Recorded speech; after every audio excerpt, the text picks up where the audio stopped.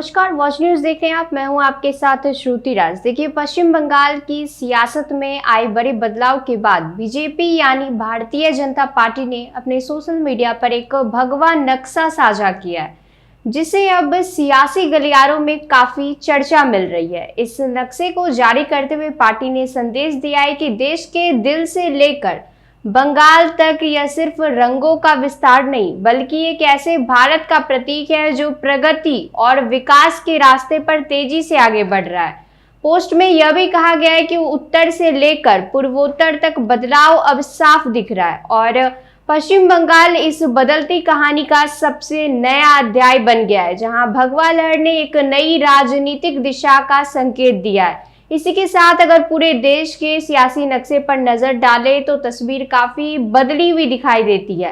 पश्चिम बंगाल में बेहतर प्रदर्शन के बाद अब बीजेपी और उसके सहयोगी दलों के गठबंधन राष्ट्रीय जनतांत्रिक गठबंधन की सरकारें देश के कुल 22 राज्यों और केंद्र शासित प्रदेशों में मौजूद बताई जा रही है। राजधानी दिल्ली से लेकर उत्तर प्रदेश, बिहार, महाराष्ट्र, मध्य प्रदेश, राजस्थान, हरियाणा, असम, गुजरात, गोवा, उत्तराखंड, पश्चिम बंगाल और पूर्वोत्तर के कई राज्यों तक इस गठबंधन का प्रभाव फैल चुका है। यह विस्तार सिर्फ संख्या का खेल नहीं, बल्कि राजनीतिक पकड़ और संगठन की मजबूती को दर्शाता है। अगर थोड़ा पीछे जाए और साल 2014 की बात करें, जब नरेंद्र मोदी के नेतृत्व में बीजेपी ने केंद्र में सरकार बनाई थी, तब स्थिति काफी अलग थी। उस समय पार्टी या एनडीए की सरकारें केवल लगभग 7 या 8 राज्यों तक सीमित थी। गुजरात, मध्य प्रदेश, छत्तीसगढ़, राजस्थान, गोवा, पंजाब और झारखंड जैसे कुछ राज्यों में ही पार्टी का सीधा या गठबंधन के जरिए शासन था।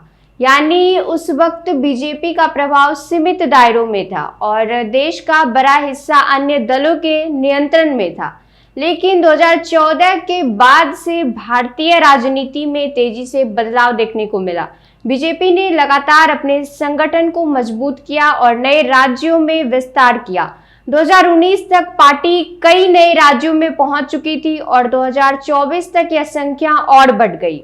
हरियाणा, महाराष्ट्र, असम, मणिपुर, त्रिपुरा और अरुणाचल प्रदेश जैसे राज्यों में पहली बार बीजेपी या एनडीए की सरकार बनी, जिससे पार्टी का ग्राफ लगातार ऊपर जाता गया।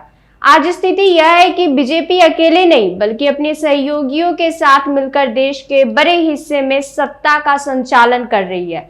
पश्चिम बंगाल की बात करें तो यह राज्य हमेशा से राजनीतिक रूप से बेहद अहम रहा है। लंबे समय तक यहाँ वामपंथी दलों और फिर तृणमूल कांग्रेस का दबदबा रहा, लेकिन पिछले कुछ वर्षों में बीजेपी ने यहाँ अपनी पकड़ मजबूत की है। इस बार के चुनाव नतीजों ने यह संकेत दिया है कि पार्टी अब सिर्फ पारंपरिक गढ़ों तक सीमित नहीं रहना चाहती, बल्कि पूर्वी भारत में भी अपनी मजबूत मौजूदगी दर्ज करा रही है। हालांकि यह भी समझना जरूरी है कि भारत की राजनीति अब भी पूरी तरह एक तरफा नहीं हुई है।